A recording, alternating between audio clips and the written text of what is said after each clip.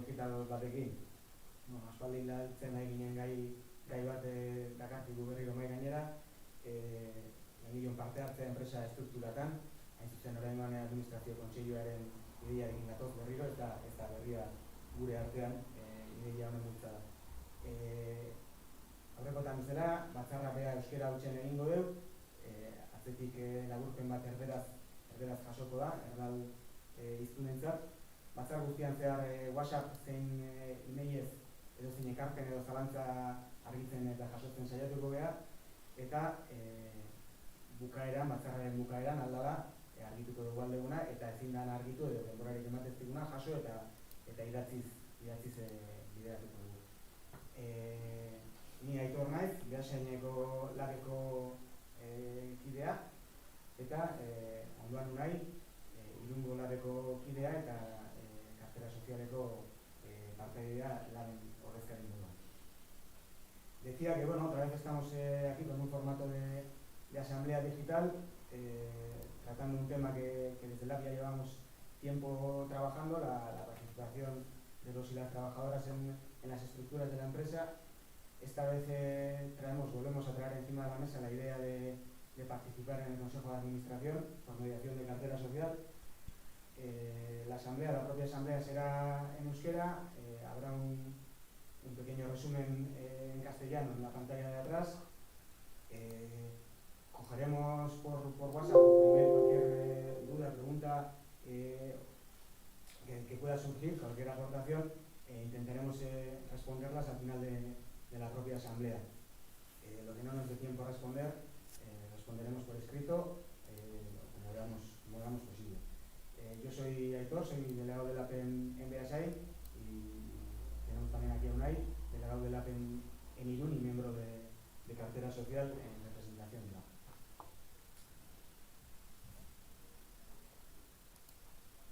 Bueno, con una sarrera txikia behin da gero, pixkat aurkezpena. Gai horrena jarraituko duguna hau da. Eta sartuko gea sarrera berarekin. Pixkat kokapen bat egiteratik, ezta? KAF taldea handitzen ari da, argia da. Datuek erakusten dute. Filialen handitze hortatik haratago, azken aldian, pausu berri bat eman du enpresa zuzendaritzak, enpresa osoak irentziaz talde barrura. Hau da, enpresa osoak erosi eta taldean sartuaz.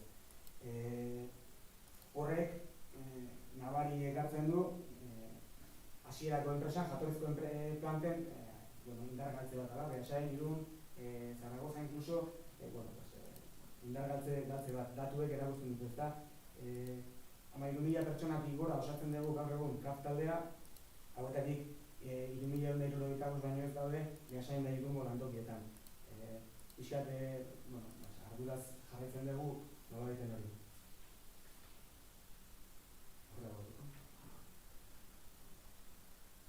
Salmentei behi dauta, baita arduratzen gaitu evoluzio horrek. Eta ibilgailuen salmenten pisua orokorrean hartuta, 46%koa da gaur taldearen barruan, 2019 urtea referentziata hartuta, iez 74%a zana, ikusten dugu salmenta osoen pisua erdia baino gutxiko da baina trengintza produkzio zuzena, eta pixkat arduraz ere jarraitu beharreko da. Ez gaude produktu diversifikazio baten kontra noski, baina arriskuak dauzka eta kontrolatu beharreko zerroia eta jarraitu beharrekoa. KAFek nolabaiten lana eta aberastasuna Euskal Herrian sortu eta banatu behar du, hori da bere jatorria eta hori etxi behar zaio, eta hori ere arduraz jarraitzen dugu. Hirugarren eta bat azterketaren hasiera honetan izan beharko luke egoera ekonomikoa. Zoritxarrez, enpresak ematen dizkigun datu ekonomikoekin eskema orokor bat egitea oso zaila da. Bertsio desberdinak saltzen ditu gaina enpresak, nolabait zuzendaritzak merkatu begira, kalei begira, prensa begira esaten duna, eta enpresa batzordeari trasladatzen diona, inundik inoa ez dator bat, eta pixkat arduraz jarraitzen dugu hori, bai. Badaude ala ere, datu objektibo preocupante batzuk, nola egiten adierazten dutela zerbait, ezta? 2008ko lehen hilabeteetan, zuzendaritza ez da izan kapaza, CNMV-en ez da izan kapaza publikoki datuak aurkezteko. Koronavirusaren aitzakia zirrikitu legal bat bilatu du, datuak publiko ez egiteko. Eta bestaldetik, dibidendoen banatzea ere, aurten lehenengo aldiz atzeratu du. Urtarrilera atzeratu du, uztailean ohikoa den dibidendon banaketa hori. Oso esanguratsua bi puntu hauek. Ez dakigu ere noainoko eraginekiko osasun krisi mundial honek, ezta? Epe motz batean, epe erdi batean, epe luze batean, kafen zuzenean zer eragin izango duen. Labeko ekonomistekin batera, azterketa orokor bat egiten ari gara, datuak aztertzen ari gara, egoera aldebun horrein aztertzen ari gara. Eta lan osatu gogoa daukegunen, saiatuko gara zerbait publikatzen. Bestalde bai esan, enpresak zor digula bilera bat, arlo ekonomikoaren inguruan bilera bat, onartuta daukela bilera hori, baino datarik ez daukagu oraindik. Hau da, post-COVID egoera honetan, zer ikusten dauzken, enpresarekiko eta lanarekiko, nahiz onartuta dauki bilera hori, daukagu datarik. Piskat hiru zutabe, ezta? Langile kopuruaren evoluzioa, lanaren diversifikazioetan produktuaren evoluzioa zintzen den eta egoera ekonomikoa. Hau hartzen dugu, hasiera bezala, sarreratxoa godin da, administrazio kontseilua berak ekarri ditzakenak ondorioekin hasiko dugu.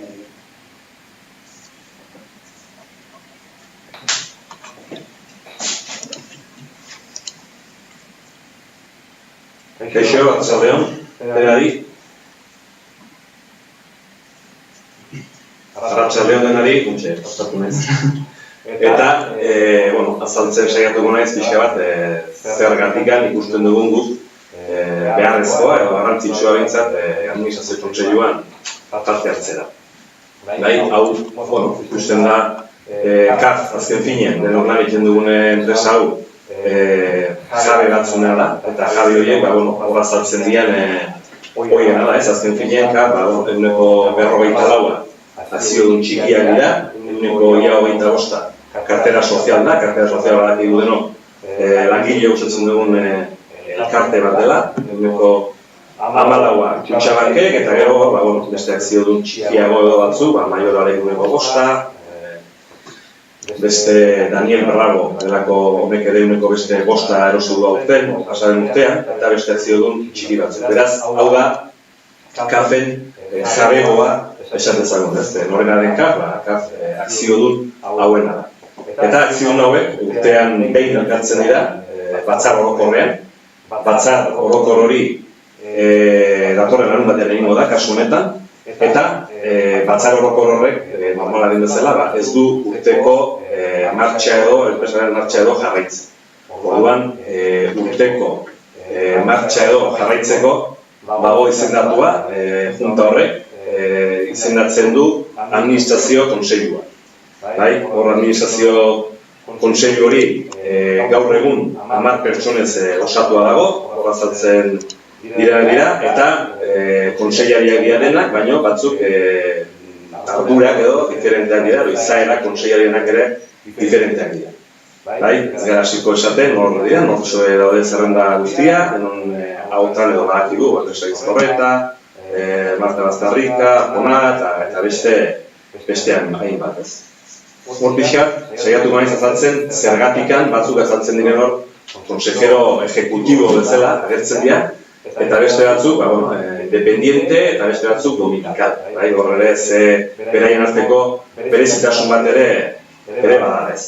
Orduan, ze berezitasun daude kontseilari hauen artean. Konsejero ejecutiboak edo, hauek dira esan dezagun, enpresa eta administrazio kontseiluaren arteko zubilana edo egiten dutenak eta harreman zuzena daukatenak enpresaren egunerokotasunarekin. Bestetik daude konsejero dominical delakoak, hauek, konsejero hauek dira akziodun esanguratsu batek izendatutakoak edo proposatutakoak, gaur egun administrazio kontseiluan bakarra dago, eta hau Kutxabankek izendatutakoa da, hau Mutiloa jauna da konsejero dominikal bakarra, eta gainontzeko konsejeri guztiak dira konsejero independienteak. Hauek, azken finean, enpresak izendatzen ditu, edo administrazio kontseiluak proposatzen ditu, eta danak batzar orokorrak onartzen dituzte, eta hauek teorian, akziodun txikien edo, interesen baitan edo jokatzen dute. Esan behar dago, konsejero izateagatik ez dutela zertan kafeko akzioak eduki beharrik. Eta realitate bat da, gaur egungo 10 kontseileri hauetatik, ia gehienak ez dituztela kafeko akzio bakar batean. Honekin, baita ere esan, administrazio kontseilu honetan aldaketa batzuk izango direla, hurrengo larunbateko batzar nagusian proposatutako aldaketa batzuk, publiko eginak dira, aldaketa horien tartean, alde batetik, lehen aipatu dugun, konsejero dominikal figura hori gaur egun Kutxabankek izenatua daukana aldatu egingo da, bere ordez, Jose Antonio Mutiloaren ordez, Idoia Zenaruzabeitia izango da Kutxabanken ordezkari edo konsejero dominikala, eta bestetik, lehen aipatu dugu, Mayoral edo Indumenta Bueri taldeak kafen 5% akzioak dauzkala, eta honen jabea, Manuel Dominguez jauna, izango da aurrerantzean, batzar orokorrak onartzen baldin badu, beste kontseiari bat. Beraz, 10 pertsonetik 11 pasako da, eta 2 konsejero dominikal izango ditu kaf. Eta ze funtzio betetzen ditu administrazio kontseiluak? Administrazio kontseiluaren funtzioak, azken finean, esaten dugu, gaur egun 10 pertsona dauzkala, larun batetik aurrera, litekena da, 11 izatea, eta estatuko izaten dutena da, beti ere, 7 eta 15 pertsona bitarteko kopurua izan beharko duela. Bestetik, iaz 8 aldiz bildu ziren iazko urtean, eta beraien funtzio nagusia, funtzio asko dituzte noski, kontuak onartzea eta izendapen batzuk eta egitea, baina funtzio nagusia da, enpresak erabakitzen duen estrategia hori onarpena eta gainbegiratu bat ematea. Eta aipatutako estrategia hori zeinek erabakitzen du, ez dute noski administrazio kontseilu honetan erabakitzen edo esaten zer egin behar den, baizik eta hortarako dago kafen egunerokotasunean zuzendaritza komite bat delako bat dago, hor 11 pertsonak osatzen dute komite hori, eta hori bai dira denak kafeko langileak eta dira denak kafeko egunerokotasuna martxa eramaten dute. Eta hemen kuadro honetan azaldu nahi duguna pixka bat, azkenean da, kartera sozial dakikun bezala da konseiari akziodun nagusiena, ia 25% dauka, kartera sozial badakigu denok nola osatua dago, nola sortu zen eta zeintzuk osatzen duten, ELA da, Fundaciones eta UGT sindikatuak, langileen ordezkaritzak eta kafeko zuzendaritzaren artean osatutako sozietate bat da. Bere funtzio nagusia kafeko akzioak edukitzea da eta langileen esku edo langileen esku jartzea akzio horiek. Eta hor azaltzen den bezala, kartera sozialek hor bukatzen du bere funtzioa. Hortik aratago, badago esan dugun bezala, kafeko administrazio kontseilua, eta hor ez dago, kartera sozial ez dago inolaz ere ordezkatua. Bai badagoena, kafeko zuzendaritzak, esan dugun bezala, 2 ordezkari ditu, Kutxabankek 10%arekin ordezkari bat dauka, eta larunbatetik aurrera, Mayoralek 5%arekin ere izango du bere ordezkaritza. Eta zergatikan ikusten dugu garrantzitsua izan daitekeela administrazio kontseiluan edo parte hartzea. Ikusten dugu, esan bezala, kartera sozial akziodun nagusiena izan da ere, ez dagoela kontseiluan ez duela parte hartzen. Egia da, eta urte asko daramatzagunak gai honekin eta kartera sozialen sorreran ere hemen ginenak gogoratuko gara nola, kartera sozialen funtzioa edo ere erabakigune horietan nondik nora kokatzen da. Ez da, beti izan da guretzat alako debate rekurrente edo maiztasun jakin batekin beti izan duguna ez. Eta hasieratik ere, guk behintzat, labek behintzat, bai proposatu zuen, kartera sozial babestea bai noski eta gainera organo de participación delako bat ere sortzea, zuzendaritzak eta sindikatuek ere parte hartuko genuen. Horrek bere bidea izan zuen, egia da nahiko azkar, hasita nahiko azkar bukatu zela. Aurrera begira, gero ondoren ere, guk ere aztertu ditugu, ze bideragarri eta ze aukera ematen zizkigun legeak beste erabakigune batzuetan parte hartzeko, eta horre lanketa bat egin genuen, SAE edo Sozialonima Europea delako horren inguruan, Alemaniako kogestio sistemen inguruan, eta egia da, beti izan dela guretzat dintzat, kezkatu gaituen gai bat, eta horren gainean egon garen. Zein da gaur egungo errealitatea? Gaur egungo errealitatea da, gaur egungo legediarekin ez dugula ikusten langileok ordezkaritza bat edukitzea erabaki organoetan, ez baldin bada administrazio kontseiluan egonda. Orduan, hor ikusten duguna da, gaur egungo legedi hori aintzat hartuta, aukera bakarra langileok hitza edukitzeko administrazio kontseiluan ordezkari bat edukitzea da.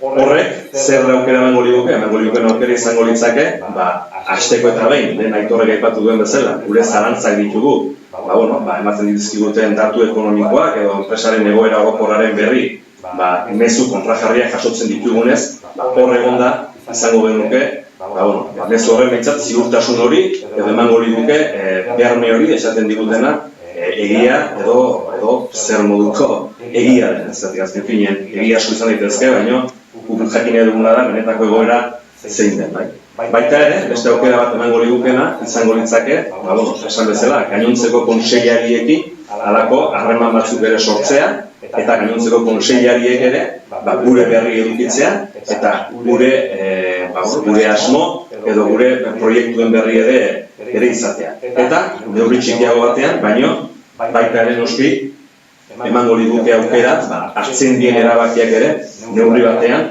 baldintzatzeko, gure iritzia entzun eta Noski, horrelako urratxat emateak, zalantzak ere sortzen dizkigu. Orokorrean langilei eta guri ere bai, nola ez. Esan dugun bezala,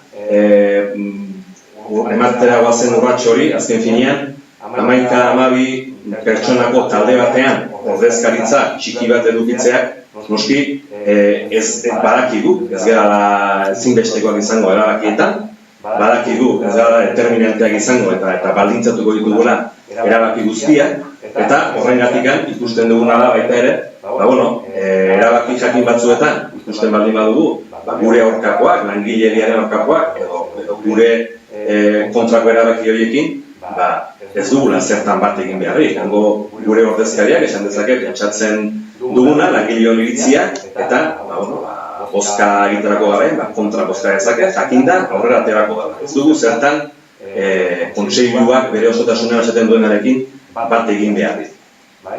Beste kezkatako bat ere bada, ez? Hor baldin bagaude, zertarako gaude komitea, zertarako gaude beste hainbat eta hainbat esparrutan, oso garbi daukaguna da, hau ez dela batek ez duela besteak zen. Eremu erabat diferenteak dira, eta osagarriak direla garbi daukagu. Hau da, kontseiluan ordezkaritza bat izateak ez du inolaz ere kenduko gure ekintza sindikala, gure eguneroko lanaren grina edo indar hori.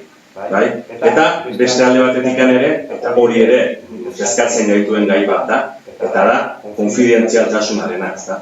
Hau da, kontseilari guztiak, kontseilari izateagatik, eta hor hitz egiten edo tratatzen diren gaiak batzuk ere, nahiko sensibleak izanik, izango badute konfidentzialtasun klausula bat.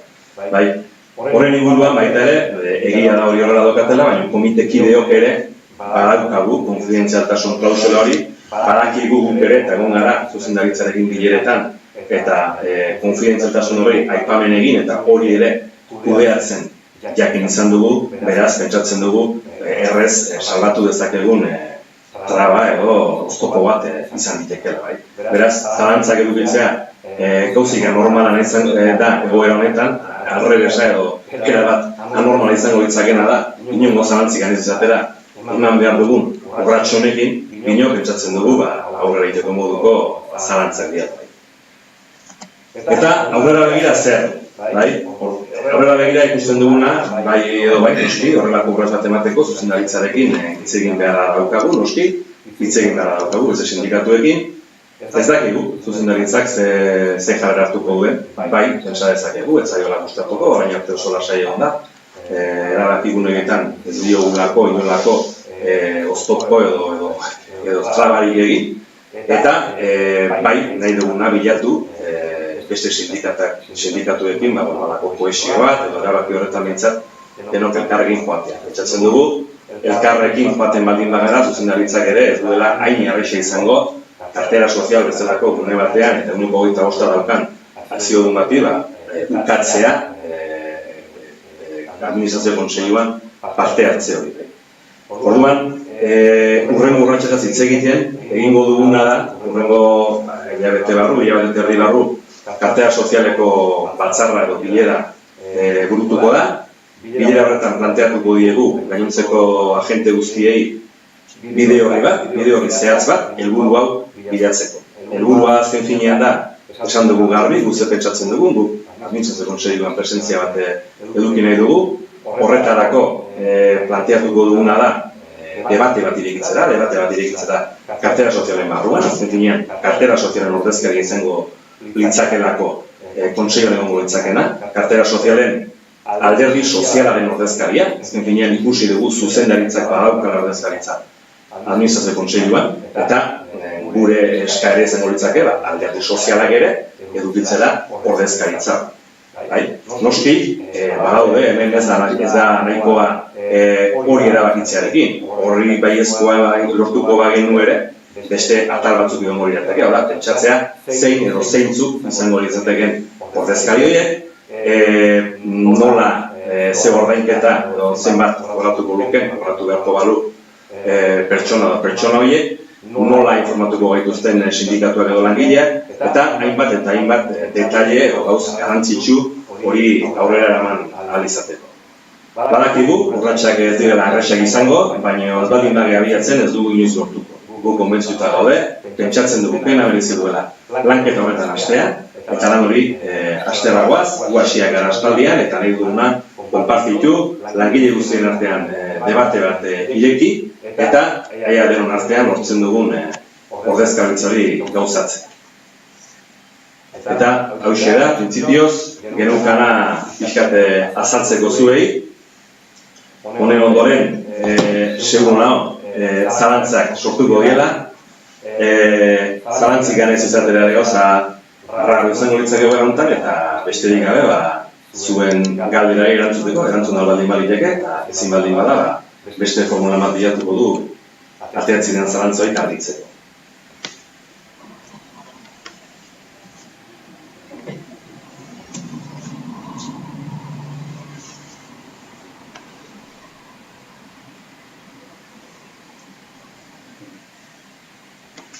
Lehenengo galdera batzuk iritsi zaizkigu. Kontseiluan bat izateak, bat soilik izateak ez du ezertarako balio. Bai, ez dakigu bat soilik edo zenbat izango lirateke, esteko, eta lehen aipatu dut, ez, bai, kontseilu bat izateak, pentsa dezakegu, edo zein forotan gutxiengoa izan da ez duela ezertarako balio, baina pentsatzen dugu, asteko eta behin informazio zuzena jasoko genuela, oso garrantzitsua da hori, edo zein gauza edo zein ekimenera aurrera eraman izateko, informazio zuzena eta egokia edukitzea. Bestetik garen esan dut, bakarra izan da ere, eraginkorra ere izan daiteke, presentzia hori edo bat edo gehiago izan ditezkenako. Esan dugu lehen eta ez dut horren gainatu nahi honek, ez gara determinanteak izango, hori badaki, baino eta badaki guri. Hori izan da ere, pentsatzen dugu, hor presentzia horrek eramango digukela aukera bat, hor eragin ahal izateko. Bai, beste galdera bat ere ez, lehen aipatutako gauzan inguru, normala baita ez.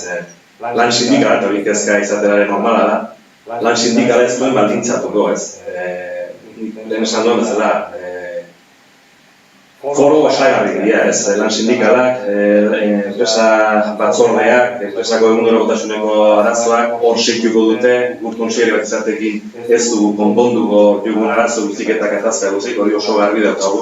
Baina, garbi daukaguna baita ere da, hori aurre egiteko, orain arteko tresna erabili behar ditu. Hau da, enpresa batzordea, delegatu bat, batzarra, hori izango da, gure lan sindikala bermatzen jarraitzeko bidea, ez kontseilariak. Kontseilariak beste funtzio bat izango du. Ez du inolaz ere, gure lana ordezkatuko. Eta baldintzatu ere duz. Nolabaiten, administrazio kontseilioan parte hartzea zerbait zegoa estrategikoa izan daiteke. Egunerokotasuneko arazoak hitzarmenen borrokatik hasita ebentualen egoerara, segura eski beste marko batzutan borrokatu beharko ditugu. Kontseilioaren izaera eta gure parte hartzea, langileo parte hartzea kontseilioan, askoz trajektoria luzegoko zerbait izango da. Bai, beste aipamen bat ere, konfidentzialtasuna ez. Konfidentzialtasun hori izan da, zertako balio digu lortu dezakegun informazio horrek. Lehen esan duan bezala ez, azkenen konfidentzialtasun klausulak ere baditugu gaur egun komitean, eta nik hori kudeatzen ere, jakin badakigula.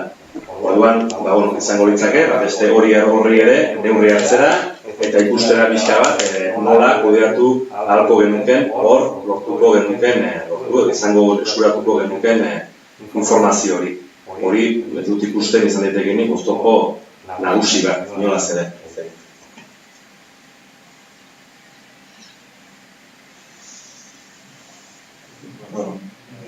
Beste edozein galdera, zalantza edo ekarpen baldin badago, bidali mailez, WhatsAppez edo edozein delegaturen bidez helarazi, eta noski kontutan hartuko dugu.